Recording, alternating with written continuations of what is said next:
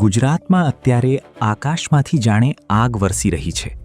કાળઝાળ ગરમી અને લૂના કારણે જનજીવન અસ્તવ્યસ્ત બન્યું છે.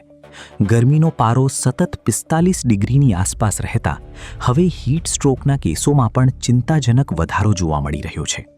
રાજ્યમાં સર્જાયેલી આ ગંભીર સ્થિતિને જોતા હવે તંત્ર એક્શન મોડમાં આવ્યું છે.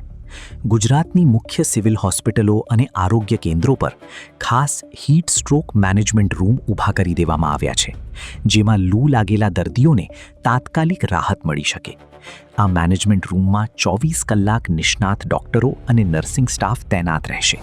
અહીં ખાસ ice pack, high speed cooling fan, AC ward અને પર્યાપ્ત માત્રામાં ORS તેમજ જરૂરી દવાઓનો સ્ટોક રાખવામાં આવ્યો છે. આરોગ્ય વિભાગ દ્વારા લોકોને અપીલ કરવામાં આવી છે કે બપોરના સમયે કામ વગર બહાર ન નીકળવું અને શરીરમાં પાણીનું પ્રમાણ જાળવી રાખવું.